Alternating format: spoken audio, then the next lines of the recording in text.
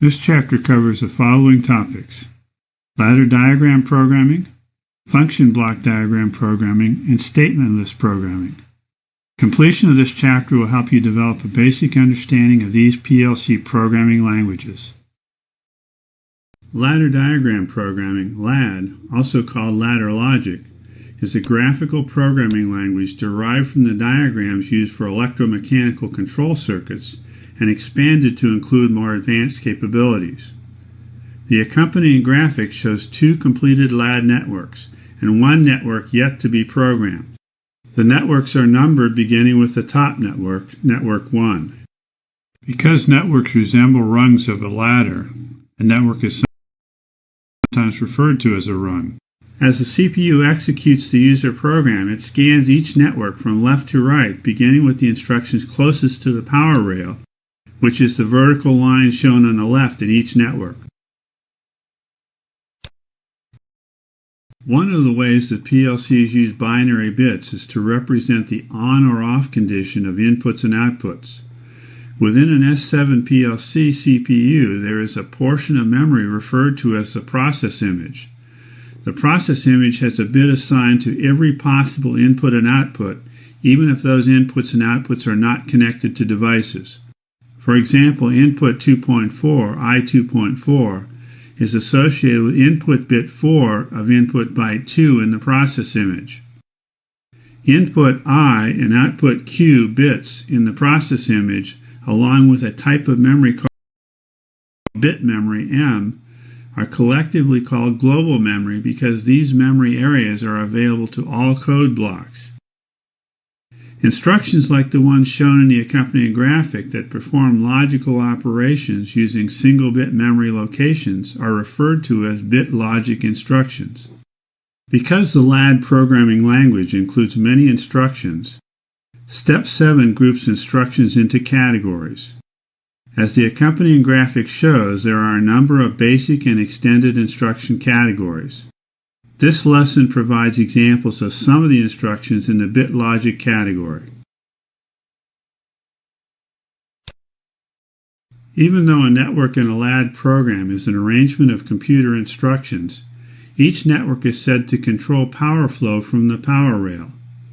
In programming terminology, this examination of logical conditions is called solving logic, and the solution of a configuration of instructions is called the result of logic operation, RLO. For example, when the normally open contact instruction shown in the accompanying graphic permits power flow to the output coil instruction, the RLO to the output coil instruction is a logic 1, and the output coil instruction is executed. When the normally open contact instruction does not permit power flow, the RLO to the output coil instruction is a logic 0, and the output coil instruction is not executed. Next, consider the upper network in the accompanying graphic. The normally open start motor 2 contact instruction is in parallel with the normally open motor 2 contact instruction, and power must flow through one or both of these contact instructions to get to the stop motor 2 normally open output contact instruction. Then the stop motor 2 normally open contact instruction must permit power flow in order for the motor 2 output coil instruction to turn on. Although the lower network in the accompanying graphic has different connections, the logical solution to both networks is the same. Admittedly, as the lower network is solved by the CPU, the stop motor 2 contact instruction is examined first, but that does not change the conditions under which power flows to the output coil instruction. The accompanying graphic shows 4 LAD instructions. Do not confuse these instructions with electrical devices. These are instructions that follow simple rules. The normally open contact instruction is closed and will pass power flow when the status bit specified by the operand is 1. The normally closed contact instruction is closed and will pass power flow when the status bit specified by the operand is 0. The output coil instruction sets the status bit specified by the operand to 1 when the instruction receives power flow. The inverted output coil instruction, which is not available for S7300 and S7400 PLCs, sets the status bit specified by the operand to 1 when there is no power flow to the instruction. To understand how these rules work, consider the network shown in the accompanying graphic and the truth table for this network. The truth table shows all the possible logical combinations associated with a network and the resulting output condition for each combination. Because this network includes two series contacts, both contacts must be closed to pass power to the output coil instruction. For this to occur, jog motor 2 must be 1 and limit switch 5 must be 0. When this condition exists, motor 2 is 1, otherwise motor 2 is 0. Next, consider the truth table for the lower network in the accompanying graphic. The final instruction in this network is an inverted output coil instruction. The inverted output coil instruction gets its name from the fact that it turns on when the RLO to the instruction is 0, which is an inverted result from that of an output coil instruction. In this example, pilot light 3 is on except when jog motor 2 is 1 and limit switch 5 is 0. LAD programs incorporate configurations of instructions that represent logical conditions derived from the Boolean logic used to design computer circuits. Some of the more common Boolean logic functions are the AND, OR, and exclusive OR functions. For example, the network in the accompanying graphic is an AND function. For this network, as the associated truth table shows, the only condition that causes the output coil to turn on and the machine 1 status bit to be set to 1 is when switch 1 and switch 2 status bits are both 1s. In other words, when the status bits for both normally open contact instructions are 1s, both contacts will be closed and there will be power flow to the output coil instruction. When normally open contact instructions are placed in parallel leading to an output coil instruction, an OR function is formed.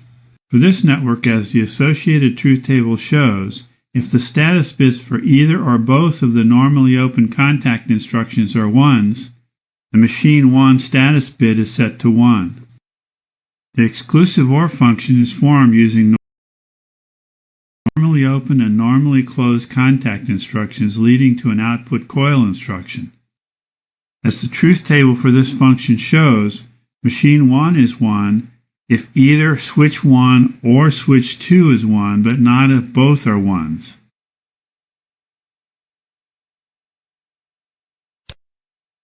The inverted output coil instruction is one example of inversion, which means changing a 1 to a 0 or a 0 to a 1, and is sometimes called negation. To understand this better, consider the network shown in the accompanying graphic.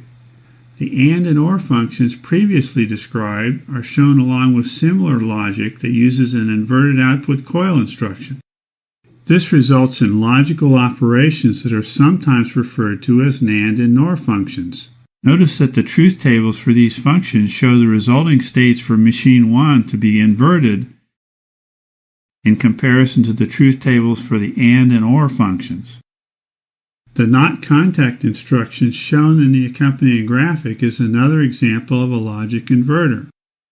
If there is no power flow to the NOT contact instruction, there is power flow after the NOT contact instruction and vice versa. Note that the truth table for the network with the NOT contact instruction shows the states of output machine 1 is inverted from the state shown for the network without the NOT contact instruction. Because the inversion occurs each time the network is scanned, the NOT contact instruction does not have an operand. Although S7300 and S7400 PLCs do not have an inverted output coil instruction, adding a NOT contact instruction prior to an output coil instruction has the same effect. There are a variety of LAD instructions for setting and resetting bits. For example, the accompanying graphic shows networks with set and reset coil instructions. When there is power flow to the set coil instruction, the bit specified by the instruction's operand is set to 1. When there is power flow to the reset coil instruction, the bit specified by the instruction's operand is reset to 0. In this example, when switch 1 is set to 1, the normally open contact closes. There is power flow to the set coil instruction and machine 1 is set to 1. Output machine 1 remains a 1 even if switch 1 later goes to 0. When switch 3 is 1, there is power flow to the reset coil instruction and machine 1 resets to 0. The accompanying graphic shows a set-reset flip-flop, another instruction that sets and resets bits. When there is power flow to the set S input, the output Q and the memory bit specified by the operand at the top of the instruction are both set to 1. They remain a 1 even if there is no power flow at the set input, until there is power flow at the reset R input. For the set-reset flip-flop, the reset input is dominant. In other words, with power flow at both the set and reset inputs, the output and memory operand for the set-reset flip-flop are both 0. Next, consider the lower network in the accompanying graphic, which includes a reset set flip-flop instruction. This instruction functions the same as a set-reset flip-flop instruction, except that the set input is dominant. In other words, with power flow at both the set and reset inputs, the output and memory operand for the set-reset flip-flop are both 1. In the example shown, note that a bit memory M address is used as an operand. Using a bit memory address rather than an input I or output Q operand avoids the problem of picking an operand that could otherwise be used by the PLC's I/O modules.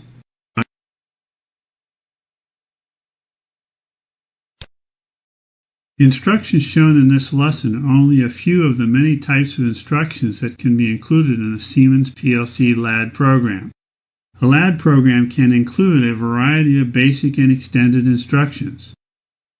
The basic instructions are grouped in the following categories: bit logic instructions, timers, counters, compare instructions, math instructions, move instructions, convert instructions, program control instructions, word logic instructions, and shift and rotate instructions.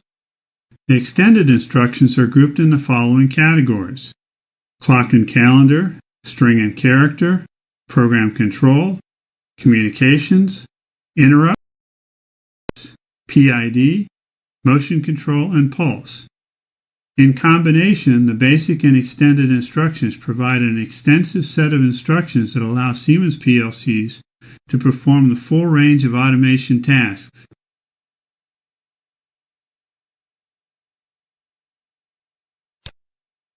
Before we leave the subject of LAD programming, let's discuss a basic application example. In this example, you will see how a hardwired start-stop motor control circuit could be replaced by a PLC with a LAD program. First, however, we will review how the hardwired circuit works. In this example, when there is no three-phase AC power applied to the motor through the circuit breaker, contactor, and overload relay, the motor is stopped. When the start push button is pressed, single-phase AC power is applied to the starter coil and the contactor closes, applying power to the motor.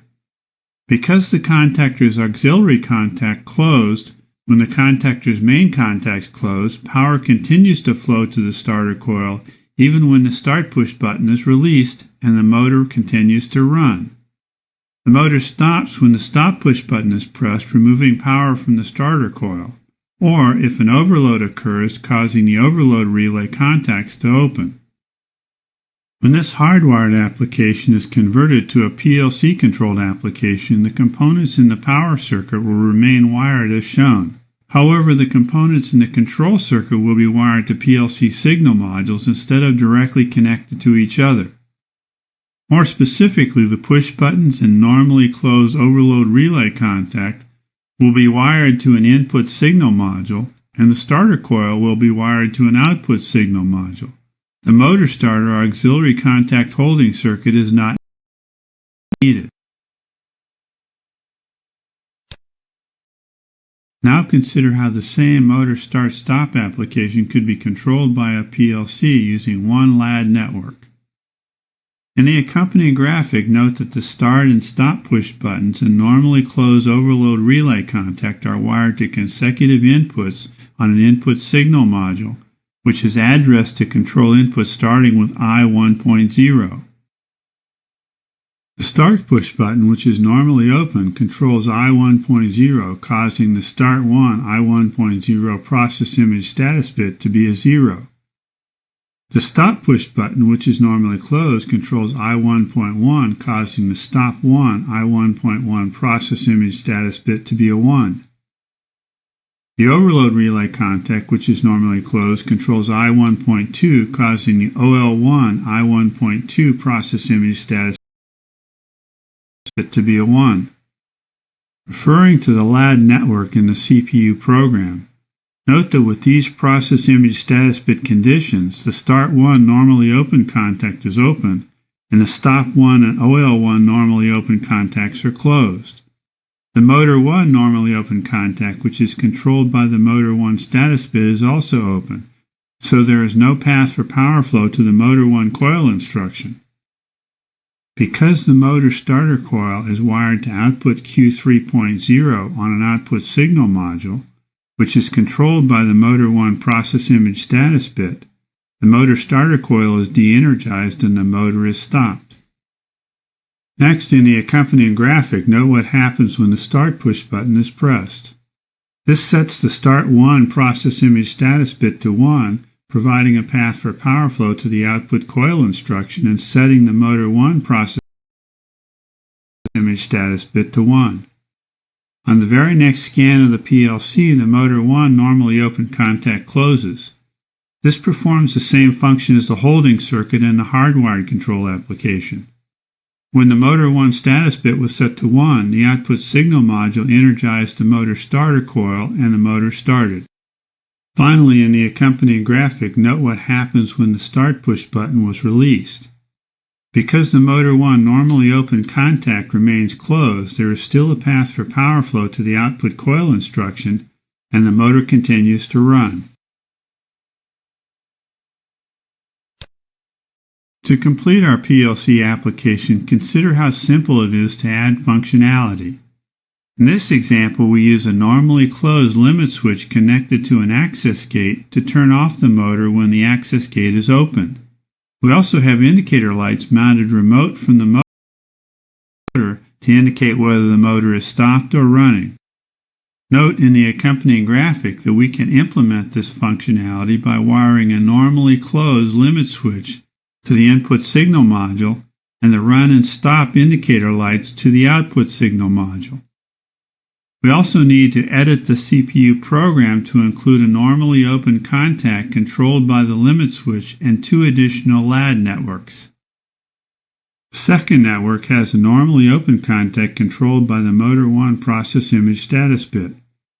When the motor 1 process image status bit is 0, the motor 1 run process image status bit is 0, and the run indicator is off. The third network has a normally closed contact controlled by the motor 1 process image status bit. When the motor 1 process image status bit is 0, the motor 1 stop status bit is 1 and the stop indicator is on. Keep in mind that throughout these application examples, only one input signal module and one output signal module are used. This is done to keep the explanation simple. However, the PLC program would work just as well if devices were wired to multiple signal modules, as long as the variables in the program were changed to match the inputs and outputs.